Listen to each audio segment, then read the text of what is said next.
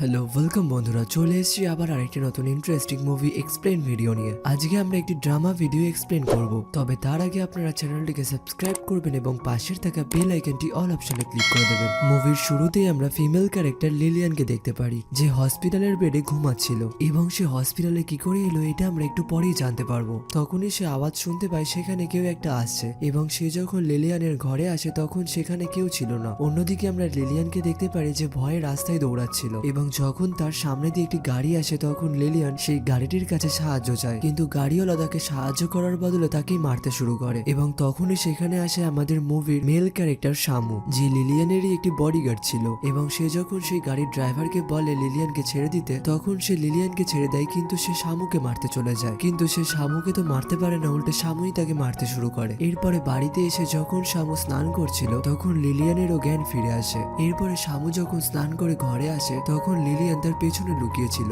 এবং সে যখন শামুকে ছুরি দিয়ে মারতে যায় শামু তখনই তার হাতটাকে ধরে নেয় এবং বিছানার মধ্যে শুইয়ে দেয়। এরপরে আমরা 3 বছর আগের সিন দেখতে পারি, যেখানে লিলিয়ান এবং তার হাজবেন্ড চ্যানজুনের বিয়ে হচ্ছিল এবং তারা যখনই কিস করতে যাচ্ছিল তখনই সেখানে একটা মেয়ে আসে এবং মেয়েটি তাদের কাছে গিয়ে লিলিয়ানের গায়ের ড্রেসে যেগুলো লেগেছিল সেইগুলো হাটিয়ে দেয়। তখনই লিলিয়ান তাকে বলে যে লিলি, তুমি আমার বিয়েতে এসছো, আমি তো ভেবেছিলাম তুমি আমার বিয়েতে আসবেই না। তখন তার উত্তরে লিলি বলে, আমার বেস্ট ফ্রেন্ডের বিয়েতে আমি কি করে না এসে থাকতে পারি। এই কথা বলার পরে সে লিলিয়ানকে জড়িয়ে ধরে এবং সে তখন চ্যানজুং এর দিকে তাকিয়ে থাকে। এখানে আমরা জানতে পারি তাদের দুজনের অনেক আগে থেকেই রিলেশনশিপ ছিল। তখন লিলিয়ান তাকে বলে, তাহলে চলো আমরা 3 জনে মিলে একটা ফটো তুলে নিই। তখনই তারা 3 জনে মিলে যখন ফটো তুলছিল তখন লিলি তার হাজবেন্ড অর্থাৎ চ্যানজুং এর হাতের ওপরই হাত রাখছিল এবং চ্যানজুং তখন সঙ্গে সঙ্গে তার হাতটাকে সরিয়ে নেয়। এর পরের সিনে আমরা লিলিকে দেখতে পারি যে একটি সোফাতে শুয়েছিল। তখনই চ্যানজুং তার কাছে আসে এবং তাকে বলে, তুমি তোমার এইসব কাজকর্ম করা বন্ধ করবে, না হলে আমরা যে প্ল্যানগুলো ভেবেছিলাম সেইগুলোর মধ্যে কোনোটাই সফল হবে না। তখন ইনোসেন্ট ভাবে লিলি বলে, আমি তেমন কি করলাম, এবং বলে, আমি তোমাকে কোনো জিনিসে অ্যাট্রাক্ট করি না। এই কথা শোনার পরে চ্যাংজুন লিলির পায়ে হাত গোলাতে শুরু করে এবং বলে, আমার ওয়াইফ যদি এই সবকিছু জেনে যায় তাহলে আমাদের কোনো প্ল্যানই সফল হবে না। এই কথা বলার পরে তারা দুজনে মিলে রোম্যান্স করতে শুরু করে। অন্যদিকে আমরা লিলিয়ানকে দেখতে পারি যে রেডি হচ্ছিল।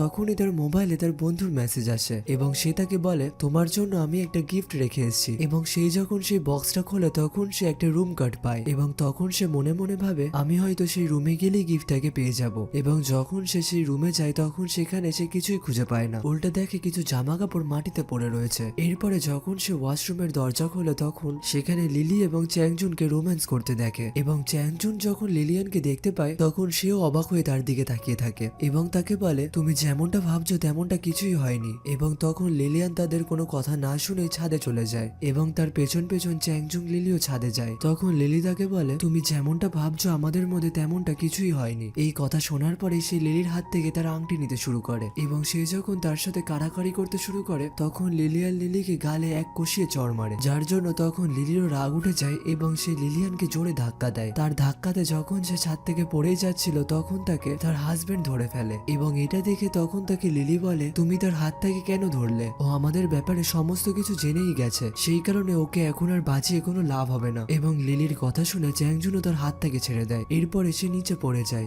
এবং সেই কারণে সে হসপিটালে অ্যাডমিট ছিল। অন্যদিকে আমরা চ্যাংজুনকে দেখতে পারি সে সমস্ত কোম্পানিটাকেই তার নিজের হাতে নিয়ে নিয়েছে এবং সে লিলিয়ানের কোম্পানির সিইও হয়ে গেছে। এমনকি তার ওয়াইফ অর্থাৎ লিলিয়ানের সমস্ত শেয়ারও তার নামেই হয়ে যাচ্ছিল। আসলে সে এই কাজটাকে খুব তাড়াতাড়ি করতে চাইছিল, কারণ তার আগে যাতে লিলিয়ানের জ্ঞান না ফিরে যায়। সকালবেলা যখন সে অফিসের জন্য তৈরি হচ্ছিল তখন সেখানে লিলিও ছিল। আসলে লিলি এবং চ্যাংজুন এখন একসাথেই থাকে এবং লিলির একটা বিষয় তার উপর রাগ, সেটা হচ্ছে সে এখনো চ্যাংজুনের সাথে বিয়ে করেনি। আসলে চ্যাংজুন এখনো লিলিকে বিয়ে করেনি, তার কারণ হচ্ছে চ্যাংজুনের ওয়াইফ অর্থাৎ লিলিয়ানের শেয়ারগুলো এখনো তার নামে হয়নি। এইসব কথা বলার পরে চ্যাংজুনও সেখান থেকে চলে যায়। এরপরে লিলি একজনকে কল করে এবং বলে লিলিয়ানকে আজকেই মেরে ফেলতে। আর এটাই হচ্ছে সেই লোকটা যেই লোকটা লিলিয়ানকে মারতে গেছিল, কিন্তু সে তাকে মারতে না পেরে উল্টে সেই শামুর কাছে মার খেয়ে চলে আসে। অন্যদিকে লিলিয়ান যে শামুকে জিজ্ঞাসা করছে, তুমি আমাকে সেই দিন বাঁচিয়েছিলে, তখন তার কথায় হিমুও বলে, হ্যাঁ আমি তোমাকে বাঁচিয়েছিলাম। এবং তখন লিলিয়ান তাকে জিজ্ঞাসা করে, তোমার সাথে চ্যাংজুং এর কি সম্পর্ক রয়েছে,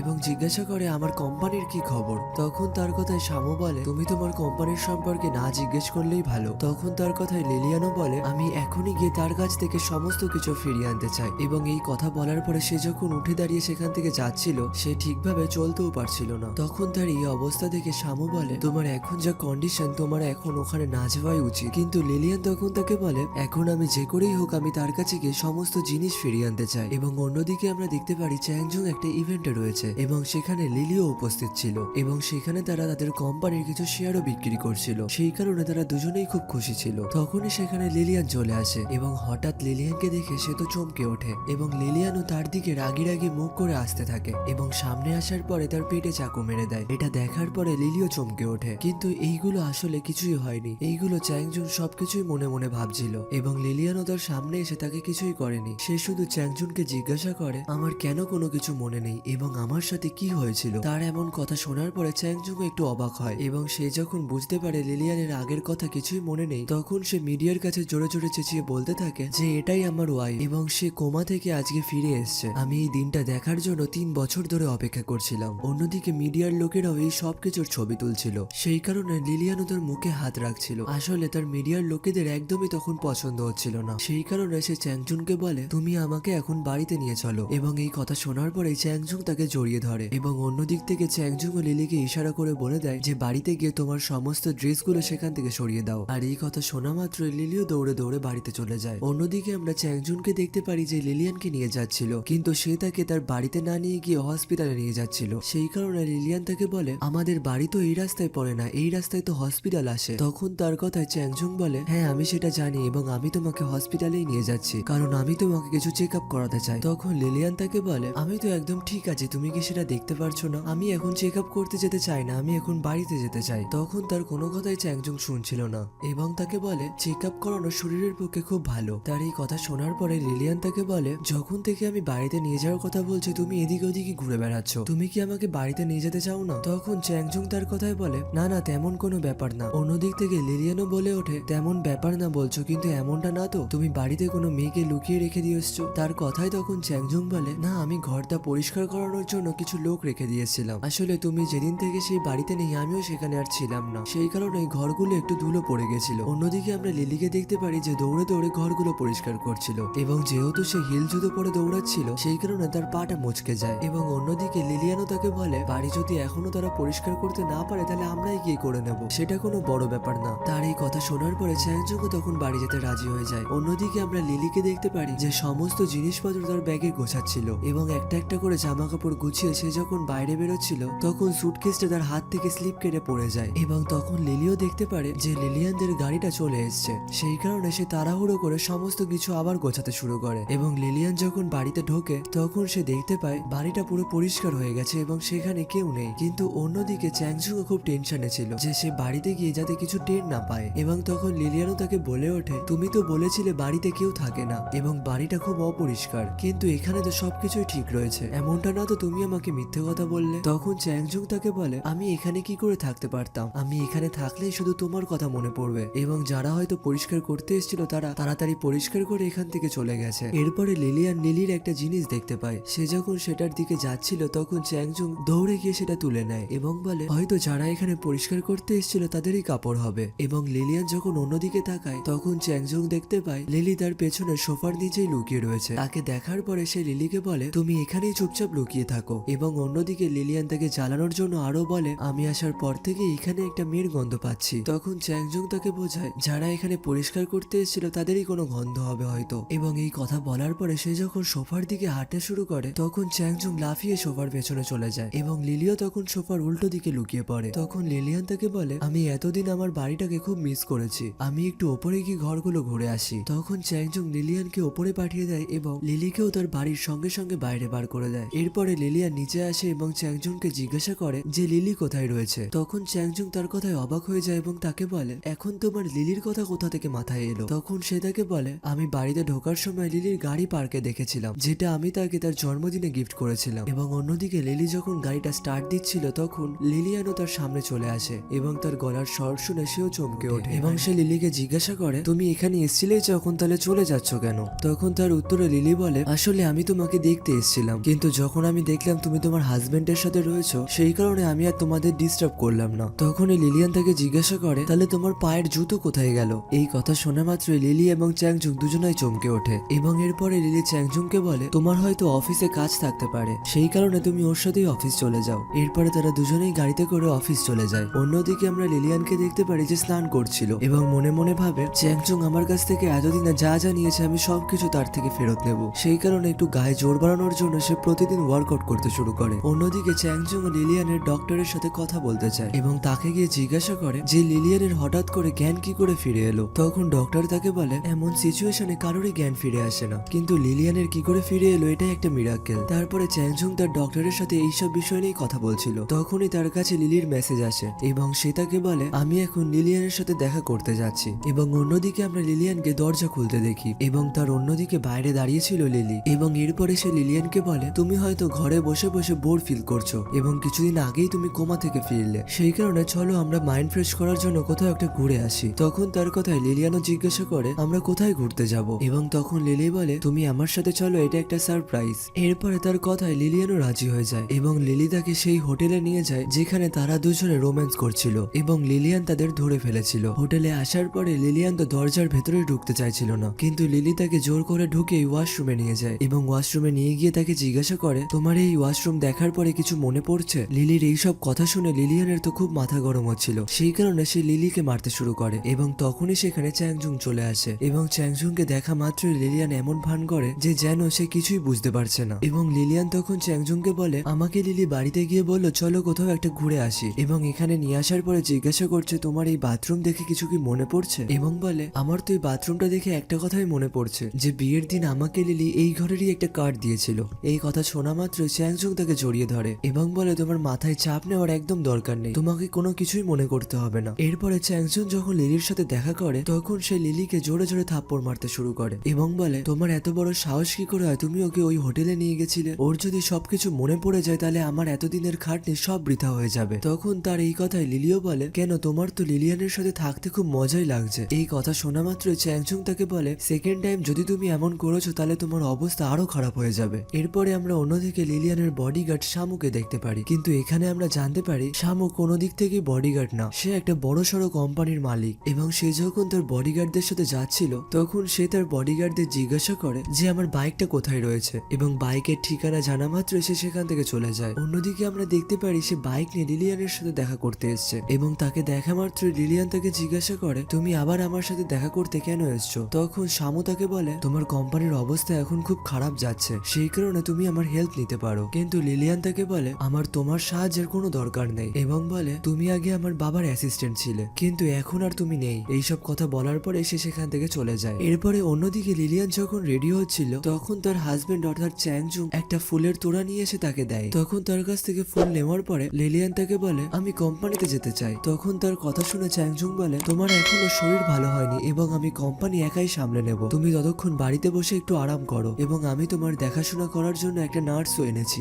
সেই নার্সটা যখন লিলিয়ানের সামনে আসে তখন সেও তাকে চিনতে পেরে যায় এবং তার সেই দিনের কথা মনে পড়ে যায় যেদিন নার্সটা হসপিটালে তার দেখাশোনা করতে এসেছিল। এবং হসপিটালে সে বলে সে অন্য জায়গায় কোম্পানির মালিক হতে পারে কিন্তু আমার কাছে সে কোনো কিছুই না। এই কথা বলার পরে সে তার গালে জোরে জোরে থাপ্পড় মারতে শুরু করে। অন্যদিকে বর্তমানে লিলিয়ানও মনে মনে ভাবে আজকে আমি তাকে ভালোভাবে সাহায্য করব। এরপরে তার চিটার হাজবেন্ড যখন সেখান থেকে চলে যায় তখন সেই নার্সটা লিলিয়ানকে বলে আমি তোমার বডি ম্যাসাজ করে দিই, এবং তখন তার কথায় লিলিয়ানও রাজি হয়ে যায়। এবং যখন নার্সটা তার কাছে আসে তখন সে সেইভাবেই তাকে মারতে শুরু করে যেইভাবে সে তাকে হসপিটালে মেরেছিল। এবং তার মার খেয়ে নার্সও বলে ওঠে আপনি এইভাবে আমাকে মারছেন কেন, আপনি হুটহাট করে আমার গায়ে হাত দিতে পারেন না। তখন তার কথায় লিলিয়ান বলে আমি তো আপনাকে মারছি না, আমি তো আপনার গালে শুধু কালার করে দিচ্ছি। তার এইসব কথা শোনার পরে নার্সেরও সেই দিনের কথা মনে পড়ে যায়। তখন সে লিলিয়ানের কাছে ক্ষমা চায় এবং বলে ওইসব কাজগুলো আমি করিনি, ওইসব কাজগুলো আমাকে লিলি করতে বলেছিল। এবং সে এটাও বলে দেয় এখন লিলি এবং চ্যাংজুং দুজনের রিলেশনশিপে রয়েছে। তার কথায় তখন লিলিয়ান বলে আপনি কি এই কথাটা চ্যাংজুং এর সামনে গিয়ে বলতে পারবেন। তখন নার্সটাও বলে আমি এই কথাটা তাকে কি করে বলতে পারি, কারণ আমার ছেলে লিলির কোম্পানিতেই কাজ করে, এবং আমি যদি এইসব কথা তার সামনে গিয়ে বলি তাহলে আমরা দুজনেই বেরোজগার হয়ে যাব। তার এইসব কথা শোনার পরে লিলিয়ান নার্সকে একটা চেক ধরিয়ে দেয় এবং বলে এতে এত টাকা রয়েছে যেটা আপনি এবং আপনার ছেলে সারা জীবন খেলেও শেষ করতে পারবেন না।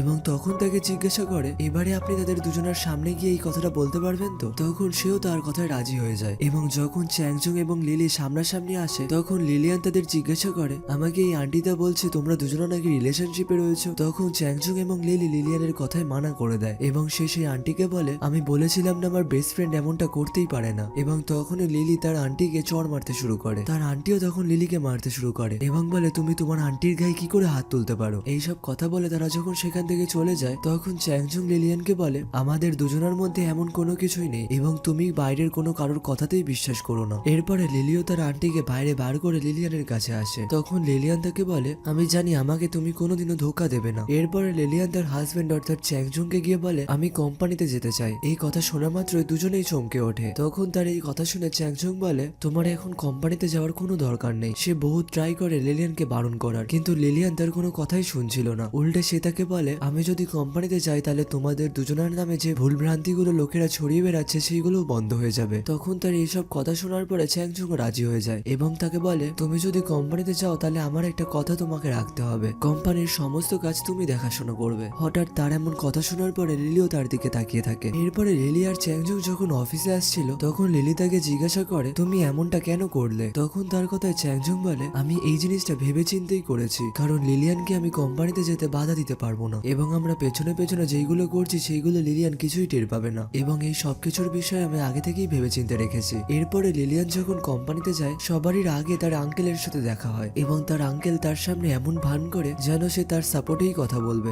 এবং বলে তুমি যাই করবে আমি সবসময় তোমার পাশে রয়েছি। তখন লিলিয়ান তাকে বলে আজকে আমার একটা মিটিং রয়েছে, সেই মিটিং এ যদি আমি নার্ভাস হয়ে পড়ি তুমি আমাকে সাহায্য করবে। এরপরে মিটিং এর সময় চলে আসে যেখানে অনেক কিছু গোলমাল হচ্ছিল এবং সেই সমস্ত বিষয়ে তারা লিলিয়ানকে জানাচ্ছিল। তখন লিলিয়ানও বুঝতে পারে আমি এই গোলমালের মধ্যে যাতে ফেসে থাকি সেই কারণেই চ্যাংজুং আমাকে এই দায়িত্বটা দিয়েছে। অন্যদিকে তার আঙ্কেল অকারণে সবারই সাথে তর্ক করছিল এবং লিলিয়ানকেও বলে তুমি এদের কোম্পানির সাথে কাজ করতে একদমই রাজি হবে না, কারণ এদের সাথে কাজ করলে আমাদের অনেক টাকার লস হয়ে যাবে। এইসব কথা বলতে বলতে তাদের মধ্যে যখন লড়াই বেঁধে যায় তখন সেখান থেকে লিলিয়ানও চলে আসে এবং বাইরে বেরিয়ে এসে বমি করতে শুরু করে। এরপরে লিলিয়ান যখন পার্কিং লটে যায় তখন সেখানে কিছু ছেলে তাকে মারার জন্য আসে এবং আমরা জানতে পারি এই ছেলেগুলোকে লিলি পাঠিয়েছিল। ওনারা যখন লিলিয়ানের দিকে এগিয়ে আসছিল তখনই সেখানে শামুর এন্ট্রি হয়। সে সেখানে আসার পরে প্রথমে লিলিয়ানকে গাড়ির মধ্যে ঢুকিয়ে গান চালিয়ে দেয় যাতে বাইরের কথা সে শুনতে না পারে এবং গুন্ডাগুলোকে জিজ্ঞাসা করে তোমাদের কে পাঠিয়েছে, কিন্তু গুন্ডারা তার কোনো কথায় উত্তর না দেওয়ায় শামু তাদের একটি কার্ড দেয় এবং গুন্ডারা ভাবে হয়তো এই কার্ডটা কোনো ব্যাংকের কার্ড হবে যার সাহায্যে তারা টাকা নিতে পারবে।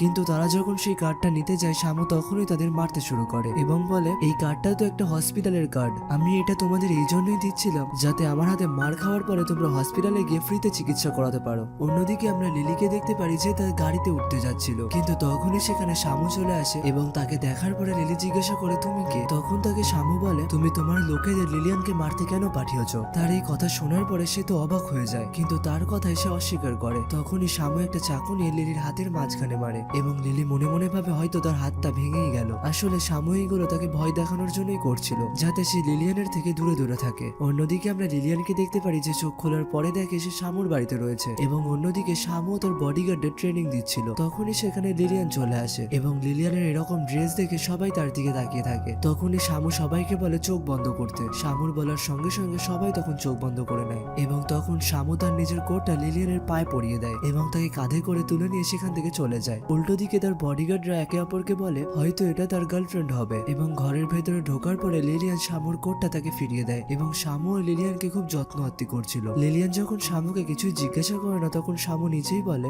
তোমার জানতে ইচ্ছা করছে না তোমার ড্রেসটা কে চেঞ্জ করে দিয়েছে? তখন তার এই কথা শোনার পরে লিলি একটু চুপ হয়ে যায় এবং বলে না থাক আমার জানার ইচ্ছা নেই, কিন্তু শামু তার কোনো কথা না শুনে তার কাছাকাছি চলে আসে এবং লিলিয়ানও তখন খুব নার্ভাস হয়ে পড়ে। এটা দেখার পরে শামু একটু মুচকি হাসে। এরপরে সে শামুর অফিসটাকে ভালোভাবে ঘুরে দেখে এবং তাকে জিজ্ঞাসা করে এটা কি তোমার অফিস? তখন শামু তাকে বলে হ্যাঁ তেমনটাই বলতে পারো, কারণ আমি এখানে সমস্ত বডিগার্ডের ট্রেনিং দিই। তখনই লিলিয়ান তাকে বলে আমি চাই তুমি আমার হয়ে কাজ করো যেমনটা তুমি আমার বাবার হয়ে কাজ করতে। তখন শামু তাকে বলে তুমি চাও আমি 24 ঘন্টা তোমার বডিগার্ড হয়ে থাকি, কিন্তু তুমি আমাকে কি করে বিশ্বাস করতে পারো যেখানে তুমি তো কাউকে বিশ্বাসই করো না? তারা যখন এইসব কথাই বলছিল তখনই সেখানে শামুর বডিগার্ড চলে আসে এবং বলে বাইরে আপনার জন্য সেই ফিমেল সেলিব্রিটিটা অপেক্ষা করছে। এরপরে সে যখন ভেতরে ঢোকে তখন শামু এবং লিলিয়ানকে খুব কাছাকাছি দেখতে পায়। সেই কারণে সে শামুকে জিজ্ঞাসা করে ও তোমার জামাটা কেন পরে রয়েছে, তোমার সাথে ওর কি সম্পর্ক? এইসব কথা বলার পরে শামু যখন তার কোনো কথার জবাব না দিয়ে একটু সরে গিয়ে দাঁড়ায় তখন সে মেয়েটাও শামুর পাশে গিয়ে দাঁড়ায় এবং তাকে বলে তুমি আমার পার্সোনাল বডিগার্ড হয়ে যাও এবং আমার সমস্ত শেয়ার তোমার নামে করে দেবো,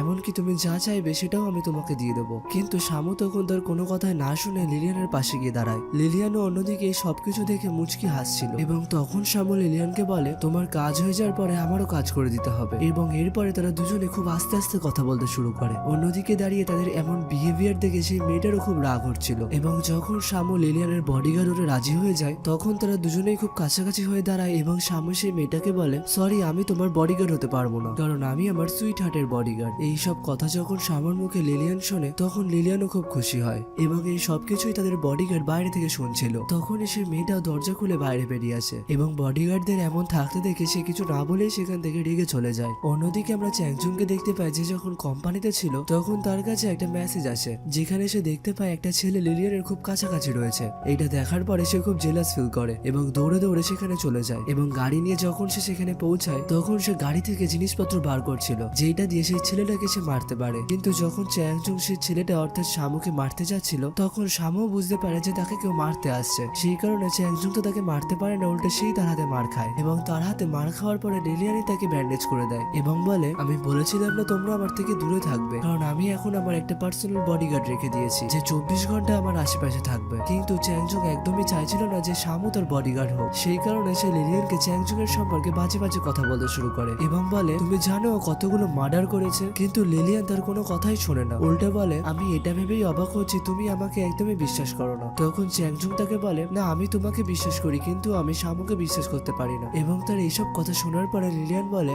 কিছুক্ষণ আগেই আমাকে কতজন লোক মারতে এসেছিল, তখন শামুই আমাকে বাঁচিয়েছিল, সেই কারণেই আমি তাকেই বডিগার্ড রেখে দিয়েছি। এরপরে বাড়িতে আসার পরে চ্যাংচুং লিলিকে মারতে শুরু করে এবং তাকে বলে, আজকে তোমার জন্য লিলিয়ান একটা বডিগার্ড রেখে দিয়েছে এবং তুমি যদি আজকে সেই গুন্ডাদের না পাঠাতে তাহলে সে আজকে বডিগার্ডও রাখতো না। আর যাকে সে বডিগার্ড হিসেবে রেখেছে সে যেমন তেমন কেউ না, সে তার বাবার পার্সোনাল বডিগার্ড ছিল। এরপরে সে লিলিকে শামুর সম্পর্কে বলতে শুরু করে এবং তাকে সে বলে সে বডিগার্ডের পাশাপাশি খুব ভালো পড়াশোনায় ছিল এবং যা যা কাজ করার দরকার সব সে পার করে এসছে। এইসব কথা বলতে বলতে সে লিলিয়ানের ওপর খুব রাগ করছিল। এরপরে অন্যদিকে আমরা লিলিয়ানকে দেখতে পারি যে তার বডিগার্ড অর্থাৎ শামুর সাথে কোম্পানির ভেতরে ঢুকছিল এবং তার সামনেই চ্যাংজুং এবং কিছু লোক দাঁড়িয়েছিল। শামু যখন চ্যাংজুং এর সামনে যায় তখন চ্যাংজুং তাকে বলে, আজকে লিলিয়ানের জন্য তোমাকে অ্যাকসেপ্ট করা হচ্ছে। এবং সে যখন হ্যান্ডশেক করার জন্য হাতটাকে বাড়িয়ে দেয় শামু তখন হ্যান্ডশেক করে না। এরপরে যখন লিলিয়ান তাকে ইশারা করে বলে তখনই সে হাতটা বাড়ায় এবং যখন সে চ্যাংজুং এর সাথে হাত মেলাচ্ছিল তখন শামু তার হাতটাকে খুব জোরে ধরেছিল, সেই কারণে চ্যাংজুং অতি কষ্টে তার হাতটাকে ছাড়ায় এবং এখন আমরা দেখতে পারি শামুর চাপা দেওয়াতে তার হাতে খুব ভালোই লেগেছে।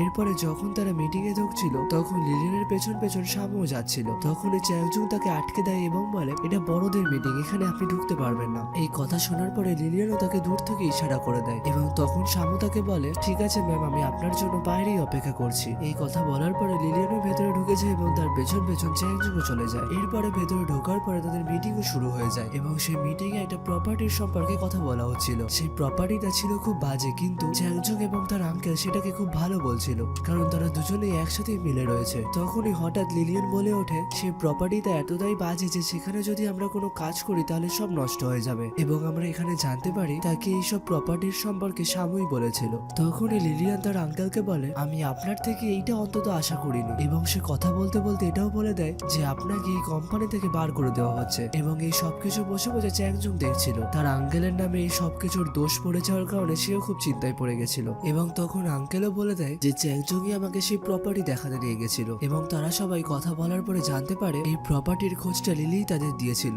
এবং তখন নিজেদের বাঁচানোর জন্য সবাই লিলির নামে দোষ দিয়ে দেয়। তখন এইসব কথা শুনে লিলিয়ানও বলে, ঠিক আছে আমি তোমাদের কথাই বিশ্বাস করলাম, সেই কারণে যে প্রপার্টির খোঁজ দিয়েছে তাকেই বের করে দেওয়া হোক। এবং এখানে লিলিয়ান আর কারণ নয় লিলির কথাই বলছিল। এরপরে চ্যাংজুং যখন লিলিকে এই সব কথা বলে তখন লিলিও চ্যাংজুং এর উপর খুব রেগে যায়। সেই কারণে চ্যাংজুং তাকে বলে, তুমি তো কোম্পানিতে সব কাজ শিখেই গেছো, সেই কারণে তুমি বাড়িতে গিয়ে এখন রেস্ট নাও। এবং তুমি তো মাঝে মাঝেই বলতে যে এই কোম্পানিতে খুব কাজ, এখন তাহলে তুমি যে ছুটিটা পেয়েছো ভালোভাবে এনজয় করো। এইসব কথা যখন সে বলছিল তখনই পেছন দিয়ে লিলিয়ান চলে আসে এবং চ্যাংজুং যখন লিলিয়ানকে দেখতে পায় তখন সে লিলির গালে জোরে থাপ্পড় মারে এবং বলে, তুমি এত বড় ভুল কি করে করতে পারো? চ্যাংজুং এর হঠাৎ এমন বিহেভিয়ার দেখে লিলিও কিছু বুঝতে পারছিল না। এবং তখন লিলিয়ান লিলির কাছে আসে এবং বলে, চ্যাংজুং তুমি ওর গায়ে হাত তুলছো কেন? এবং ও আমার খুব ভালো বন্ধু, সে যদি কোনো ভুল করেই থাকে তাহলে সে না বুঝেই করেছে। এবং সে লিলিকে বলে, আমি জানি তুমি ইচ্ছা করে করোনি, কিন্তু আমি তোমাকে কোম্পানিতে কাজ করতেও দিতে পারবো না, কারণ এইগুলো বোর্ড অফ ডিরেক্টরসরাই ঠিক করে আর আমি তাদের ওপর কথাও বলতে পারবো না। কিন্তু এই সবকিছুর পরেও আমরা দুজনে খুব ভালো বন্ধু হয়েই থাকবো। অন্যদিকে লিলিও তার ড্রামাগুলো সবই বুঝতে পারছিল এবং তারা একে অপরকে জড়িয়েও ধরে।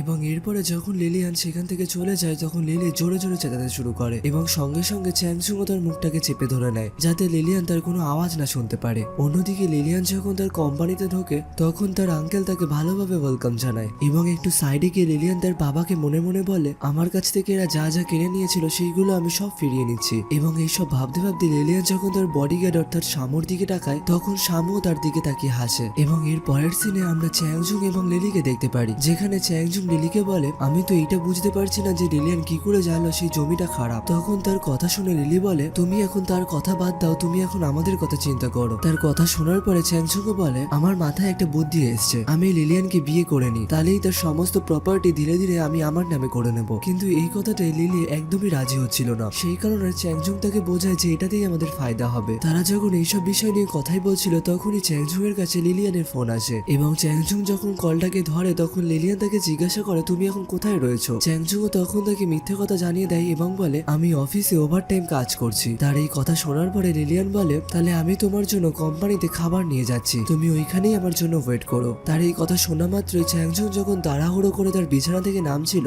তখনই তার ধাক্কায় লিলি নিচে পড়ে যায় এবং লিলির লাগার জন্য সে জোরে চেঁচিয়ে ওঠে। এবং লিলিয়ান যখন তার এই আওয়াজ শুনতে পায় তখন সে চ্যাংজুংকে জিজ্ঞাসা করে আমি ওইখানে একটা মেয়ের আওয়াজ শুনলাম, মেয়েটা কে ছিল? তখন চ্যাংজুং বলে ওঠে আসলে আমারই কোম্পানিতে হাঁটাহাঁটি করতে গিয়ে পায়ে লাগলো, সেই কারণে হয়তো তুমি আমার গলার আওয়াজই পেয়েছো। এবং তার কল কাটার সঙ্গে সঙ্গে চ্যাংজুং সেখান থেকে তাড়াহুড়ো করে চলে যায়। এবং অন্যদিকে লিলিয়ানও কল কাটার পরে শামুকে বলে সে আমাকে মিথ্যে কথা বললো, সে আসলে কোম্পানিতেই নেই, সে লিলির সঙ্গে বিছানাতে ওভারটাইম করছে। তখন তার এইসব কথা শোনার পরে শামু তাকে বলে আমার মনে হয় তোমার চ্যাংজুং এর সাথে থাকা একদম ঠিক হচ্ছে না। তখন তার এই কথা শোনার পরে লিলিয়ান বলে কিন্তু কোনো উপায় নেই, আমাকে তার সাথেই থাকতে হবে এবং সে আমার সাথে এমন কোনো কিছুই করবে না যাতে তার ক্ষতি হোক। তখন এইসব কথা শোনার পরে শামু তাকে তার হাতটাকে বাড়াতে বলে এবং যখন শামু তাকে একটা ব্রেসলেট দিতে যায় তখন লিলিয়ান তাকে মানা করে, কিন্তু শামু তাকে যখন জোর জবরদস্তি করে তখন সে রাজি হয়ে যায়। এবং যখন সে তাকে তার হাতে পড়াচ্ছিল তখন শামু তাকে বলে আসলে এই ব্রেসলেটটা একটা অ্যালার্ম ক্লক, তুমি যখনই এই সুইচটা টিপবে তখনই আমি যেই অবস্থাতেই থাকি না কেন তোমার কাছে পৌঁছে যাব।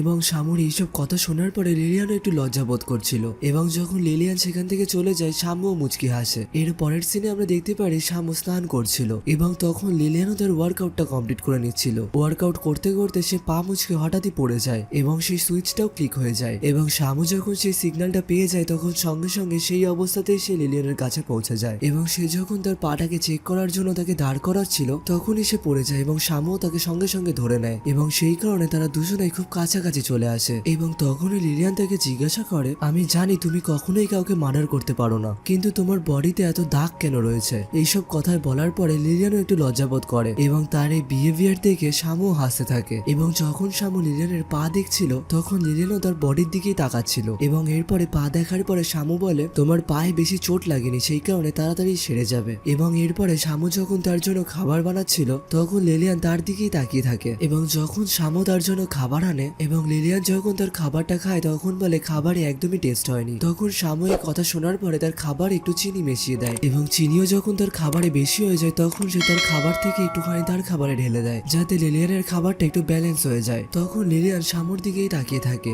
কারণ সে তাকে ছোট ছোট বিষয় নিয়ে খুব কেয়ার করছিল। সেই কারণে লিলিয়ান তাকে বলে ওঠে তোমার সাথে আমার যে চুক্তি হয়েছিল সেটাতে এই বিষয়ে কোনো কিছুই লেখা ছিল না, সেই কারণে তুমি এইটা নিয়ে বেশি চিন্তা করো না। তখন তার এই কথা শোনার পরে শামু বলে আমি তোমার কাছ থেকে এইসব বিষয়ের জন্য কোনো এক্সট্রা পয়সা নেব না। তখন হঠাৎই লিলিয়ান তাকে বলে ওঠে আমাদের যে সম্পর্কটা এখন রয়েছে সেই সম্পর্কটাই থাকুক, আমাদের একে অপরের পার্সোনাল লাইফে ঢোকা উচিত না। তখন তার এই কথা শোনার পরে শামু বলে আমি এমন কি কথা বললাম যেটার পরিবর্তে তুমি এমন কথা বললে? তখন শামুর এই কথা শোনার পরে সে লজ্জায় সেখান থেকে উঠে চলে যায় এবং তার চলে যাওয়ার পরে শামু মনে মনে ভাবে আমি যে তাকে লাইক করি সেটা কি সে জেনে গেল, কিন্তু আমি তো তাকে কোনো কথাই বললাম না। এবং অন্যদিকে লিলিয়ানও ঘরে গিয়ে তার কথাই মনে মনে ভাবে এবং যখন সে শামুর কথা মনে মনে ভাবছিল তখনই তার কাছে চ্যাংজুং এর কল আসে এবং চ্যাংজুং তাকে বলে তুমি আসবে বললে তুমি এখন কোথায় রয়েছো? তখন তার কথায় লিলিয়ান বলে আমার শরীরটা এখন খুব খারাপ লাগছে, সেই কারণে আমি এখন যেতে পারছি না। এবং এর পরের দিন আমরা দেখতে পারি এই সব ঘটনার জন্য চ্যাংজুং লিলিকে ভ্যাকেশনে পাঠিয়ে দেয়, কিন্তু লিলিও তাকে ছেড়ে সেই ভ্যাকেশনে যেতে চাইছিল না।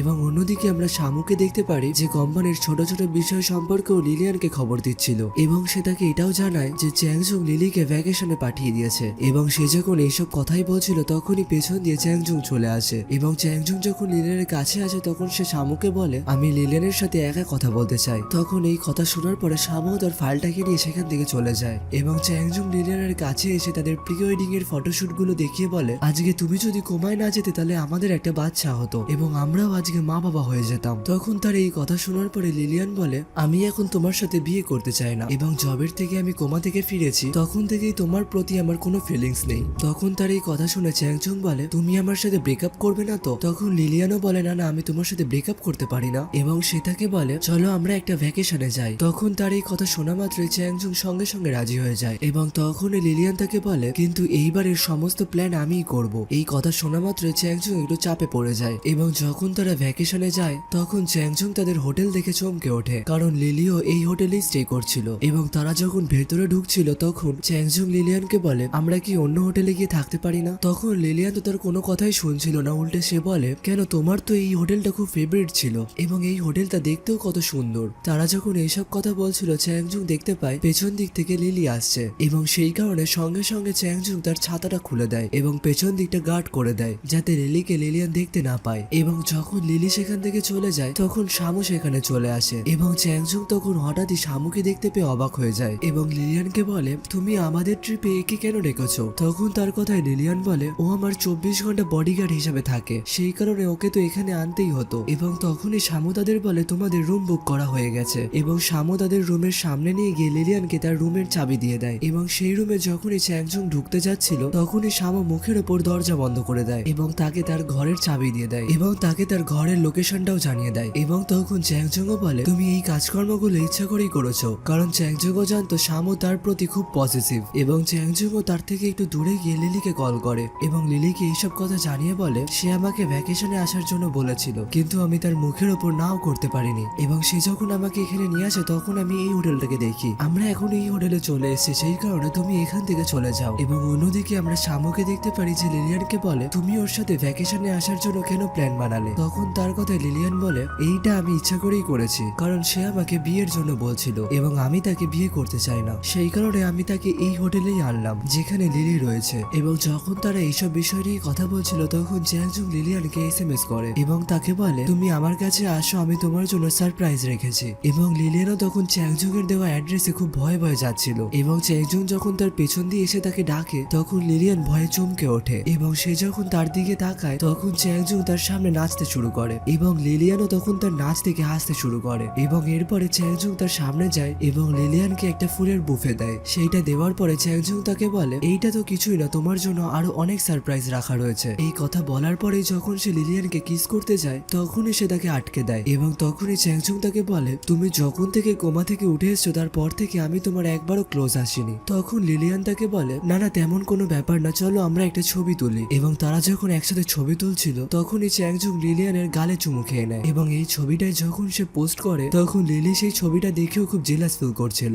এরপরে আমরা চ্যাংচং এবং লিলিয়ানকে দেখতে পারি যারা একসাথে খাবার খাচ্ছিল। তখনই লিলি তাকে এসএমএস করে এবং বলে, আমি তোমার রুমের বাইরে দাঁড়িয়ে রয়েছি এবং তুমি যদি আমার কাছে এখন না আসো তাহলে আমি তোমাদের রুমে ঢুকে যাব। এই কথা শোনার পরে সে লিলিয়ানকে জিজ্ঞাসা করে, আমার একটা দরকারি কল করার আছে, আমি একটু বাইরে থেকে আসছি। এবং এই কথা বলার পরেই চ্যাংচং দৌড়ে দৌড়ে লিলির কাছে যেতে শুরু করে। সে লিফটে উঠতে যায় কিন্তু লিফট বন্ধ থাকার কারণে তাকে সিঁড়ি দিয়ে দৌড়ে দৌড়ে যেতে হয়। এবং সে যখন লিলির কাছে পৌঁছায় লিলি তখন চ্যাংচং এর সাথে একটু রোমান্টিক হওয়ার চেষ্টা করছিল, এবং তখনই লিলিয়ান তাকে কল করে এবং জিজ্ঞাসা করে, তুমি এখন কোথায় রয়েছো? এবং তার এই কথা শোনার পরে সঙ্গে সঙ্গে সে লিলিয়ানের কাছে যেতে শুরু করে, এবং যখন সে এরপরে লিলিয়ানের কাছে পৌঁছায় তখন শ্বাস নেওয়ার আগে তার মুখে একটা বড় খাবার ঢুকিয়ে দেয় এবং তার সঙ্গে ওয়াইনও খেতে দেয়, যার জন্য তার গলায় আটকে কাশি শুরু হয়। এবং তখনই লিলি তাকে আবার এসএমএস করে ধমক দিতে শুরু করে। লিলিয়ানও তখন তাকে জিজ্ঞাসা করে, তোমাকে কি আবার কোম্পানির লোকেরা ফোন করছে? চ্যাংচং হ্যাঁ বললে লিলিয়ান তাকে বলে, তুমি তাহলে বাইরে গিয়ে কথা বলে আসো। এবং বাইরে বেরোনোর পরে সে দৌড়ে দৌড়ে আবার লিলির কাছে যায়, এবং লিলির কাছে পৌঁছানোর সঙ্গে সঙ্গে চ্যাংচং এর বমি শুরু হয়ে যায়, এবং তখনই লিলিয়ান তাদের গেট নক করতে শুরু করে। চ্যাংচংও তখন লিলিকে বাথরুমের মধ্যে ঢুকিয়ে লিলিয়ানের গেটটা খুলে দেয় এবং চ্যাংচংকে বলে, তোমার ওইখানে খাবার ঠান্ডা হয়ে যাচ্ছে, তুমি যাবে না? এবং এই কথা বলার পরপরই সেও বাথরুমে যায়, কিন্তু সেখানে গিয়ে সে লিলিকে দেখতে পায় না, কারণ লিলি বাথটাবের জলের মধ্যে লুকিয়ে পড়েছিল। এবং লিলি যখন বাথরুমে হাত ধুতে শুরু করে তখন চ্যাংচংও সেই বাথটাবের ওপর বসে পড়ে। এরপরে লিলিয়ান ফাইনালি বাথরুম থেকে বাইরে বেরিয়ে আসে। বাইরে বেরিয়ে আসার পরে সে চ্যাংচংকে বলে, যদি তোমার বমি হয়ে থাকে তাহলে তোমাকে আর যেতে হবে না, তুমি বাড়িতে বসে রেস্ট করো। এবং লিলিয়ান যখন বাড়ি থেকে বেরিয়ে যায় সঙ্গে সঙ্গে চ্যাংচং লিলিকে বাথটব থেকে বার করে, এবং যেহেতু তার অবস্থা খুব খারাপ হয়ে পড়েছিল সেই কারণে চ্যাংচং তাকে দৌড়ে দৌড়ে গাড়ির মধ্যে নিয়ে আসে। আর লিলি যখনই কোনো কথা বলতে যাচ্ছিল না কেন তার মুখ দিয়ে বাবলস বেরোচ্ছিল, সেই কারণে চ্যাংচং তাকে চুপ চুপ থাকতে বলে। আর এই সমস্ত ঘটনা দূরে দাঁড়িয়ে লিলিয়ান দেখছিল আর খুব মজাও পাচ্ছিল। তখনই সেখানে তার বডিগার্ড শামু চলে আসে এবং তাকে হঠাৎ দেখতে পেয়ে সে একটু ভয়ও পেয়ে যায়। এবং এখানে আমরা শামুকে দেখতে পারি যে একটু লিলিয়ানের ওপর রেগে রেগেছিল এবং শামু তখন তাদের ছবি দেখায় যেখানে লিলিয়ানকে চ্যাংজুং কিস করেছিল। শামু তাকে জিজ্ঞাসা করে তুমি কি এখনো চ্যাংজুংকে ভালোবাসো? তখন লিলিয়ান তার কথাই বলে আসলে আমি ওটা ইচ্ছা করেই করেছিলাম কারণ ওটা আমার প্ল্যানের মধ্যেই ছিল। তখন শামু তাকে জিজ্ঞাসা করে তাহলে তোমাকে যে কেউই কিস করতে পারে? এবং লিলিয়ান যখন তাকে হ্যাঁ বলে শামু তখন সঙ্গে সঙ্গে তার কাছে গিয়ে তাকে কিস করে নেয়, যার জন্য লিলিয়ানও তার উপর রেগে যায় এবং তাকে গালে চড় মেরে বলে তোমার যেইটুকু অধিকার তার মধ্যেই থাকো, তার থেকে বেশি এগিয়েও না, তাহলে পরে কিন্তু বিপদে পড়ে যাবে। এবং এই কথা বলার পরে সে সেখান থেকে চলে যায়। সে যাওয়ার পরে শামুরও তার উপর রাগ উঠছিল কারণ সে বুঝতে পারছিল না লিলিয়ান তাকে কেন ভালোবাসছে না। এরপর লিলিয়ান যখন তার ঘরে ঢুকে তখন সে দেখতে পায় চ্যাংচুং তার বিছানাতে শুয়ে রয়েছে। তখন লিলিয়ান তাকে জিজ্ঞাসা করে তুমি আমার রুমে কি করে ঢুকলে? চ্যাংচুং তখন তাকে বলে আমি তোমার হবু বর হই, তাহলে আমি কেন ঢুকতে পারবো না? এবং এইসব কথা বলতে বলতে চ্যাংচুং যখন তার ক্লোজ আসে তখন লিলিয়ান তাকে দূরে সরিয়ে দিয়ে বলে আমি এখন এইগুলোর জন্য রেডি নই। চ্যাংচুংও বলে আমাদের তো কদিন পরে একসাথে বিয়েও হবে, তাহলে সমস্যার কি আছে? কিন্তু লিলিয়ান তার কথায় রাজি হচ্ছিল না, সেই কারণে চ্যাংচুং তাকে ধরে বিছানার মধ্যে শুয়ে দেয়। এবং চ্যাংচুং যখন তাকে জোরজবস্তি করছিল তখন লিলিয়ানও তার গালে চড় মারে এবং চড় খাওয়ার পরেও সে আবার জোরজবস্তি করতে শুরু করে। আর এই সবকিছু লিলিয়ানের হাতে পড়া ব্রেসলেটের কারণে শামু খবর পেয়ে যায় এবং শামু রুমে ঢোকার পরে লিলিয়ানের থেকে তাকে আলাদা করে উত্তম মধ্যম মারতে শুরু করে। এবং তাকে যখন রুমের বাইরে নিয়ে চলে আসে চ্যাংচুং তাকে বলে তুমি বডিগার্ডের জায়গাতেই থাকো, আর এমনিতেও আমি তার ফিউচার হাজব্যান্ড। কিন্তু শামু তখন তার কোনো কথার উত্তর না দিয়ে লিলিয়ানকে জিজ্ঞাসা করে তুমি ঠিক আছো তো? লিলিয়ান তখন তাকে জানায় না আমি ঠিক নেই। আর এই কথা বলার পরে লিলিয়ান রুমের দরজা বন্ধ করে শুতে চলে যায়। অন্যদিকে চ্যাংজুং ও শামুকে বলে তুমি কি ভাবছো আমি তোমার কায়দা কানুন বুঝতে পারছি না? তখন শামু তাকে বলে হ্যাঁ আমি জানি তুমি বুঝতে পারছো যে আমি লিলিয়ানকে পছন্দ করি। তার এই কথা শোনার পরে চ্যাংজুং বলে তোমার আসল চেহারাটা যে করেই হোক আমি লিলিয়ানের সামনে নিয়ে আসবো। এবং এই কথা বলার পরে চ্যাংজুং শামুর থেকে ভয় পেয়ে সেখান থেকে চলে যায়।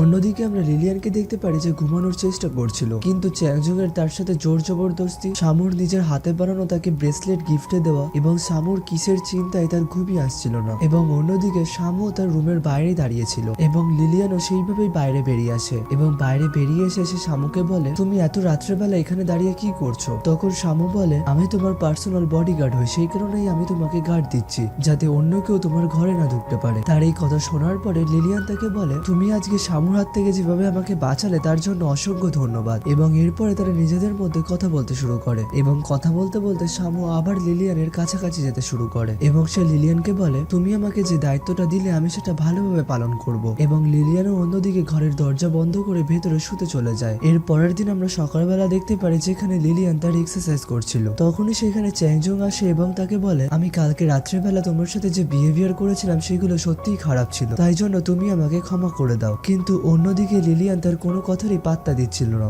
এবং চ্যাংজুংকে বলে তোমার একদমই আমার প্রোটেক্টের কোনো চিন্তাই নেই। তার এই কথা শোনা মাত্রই চ্যাংজুং তার সামনে অনেকগুলো বডিগার্ড হাজির করে দেয় এবং লিলিয়ানকে বলে এর মধ্যে তোমার যেটাকে পছন্দ আমি সেটাকেই হায়ার করব। এবং চ্যাংজুং তখন এক একটা বডিগার্ডের সম্পর্কে লিলিয়ানকে বলতে শুরু করে। তখনই সেখানে শামু আসে এবং সমস্ত বডিগার্ড শামুর সামনে মাথা নিচু করে নেয় এবং শামু তাদের জিজ্ঞাসা করে তোমরা এখানে কি করছো? তখন তারা বলে আসলে এনাকে গার্ড দেওয়ার জন্য আমাদের ভাড়া করে নিয়ে আসা হয়েছে। তখন তাদের এই কথায় শামু বলে লিলিয়ানের খেয়াল আমি রাখছি, এখানে তোমাদের কোনো প্রয়োজন নেই, তোমরা এখন এখান থেকে যেতে পারো। তার এই কথা শোনার পরে সমস্ত বডিগার্ড সেখান থেকে চলে যায়। এমনকি চ্যাংজুং তাদের আটকানোর অনেক চেষ্টা করে কিন্তু তাও তারা তাদের কোনো কথাই শোনে না। এবং অন্যদিকে আমরা শামুকে দেখতে পারি যে লিলিয়ানের জন্য জুতো এনেছিল এবং তাকে যখন শামু জুতোটা পরিয়ে দিয়েছিল লিলিয়ান তাকে বলে আমার পা এত সুন্দর ফিট হয়ে গেল, তুমি আমার সাইজ কি করে জানলে? তখন তার কথায় শামু বলে আমি তোমার সমস্ত খুঁটিনাটি বিষয়ে জানি। এবং এই কথা শোনার পরে লিলিয়ান শামুর দিকেই তাকিয়ে থাকে এবং শামু লিলিয়ানের দিকেই তাকিয়ে থাকে। তখন তাদের মধ্যে চ্যাংজুং ঢুকে পড়ে এবং লিলিয়ানকে বলে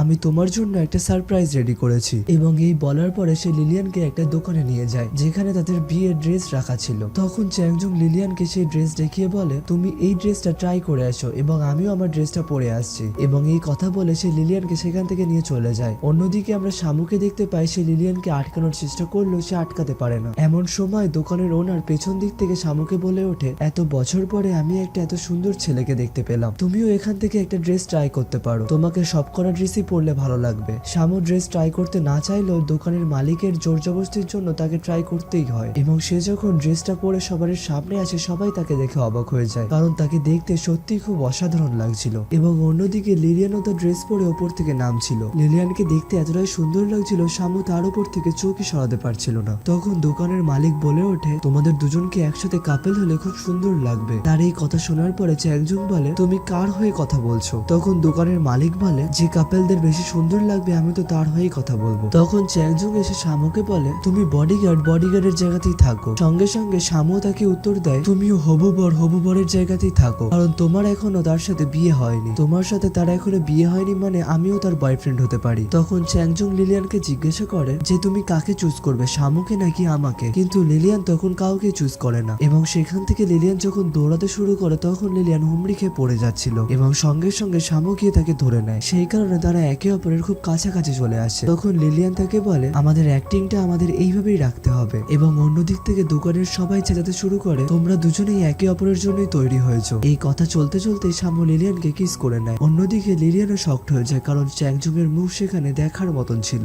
আর এখানেই আমাদের এই এপিসোডটারও সমাপ্তি ঘটে। এপিসোডটির এক্সপ্লেন যদি ভালো লেগে থাকে অবশ্যই চ্যানেলটিকে সাবস্ক্রাইব করবেন এবং পাশের থাকা বেল আইকনটি অল অপশনে ক্লিক করে দেবেন এবং কমেন্ট করে জানাবেন এক্সপ্লেনটি কেমন লাগলো। আবার দেখা হবে পরের ভিডিওতে। সবাই ভালো থাকবেন, সুস্থ থাকবেন, টাটা।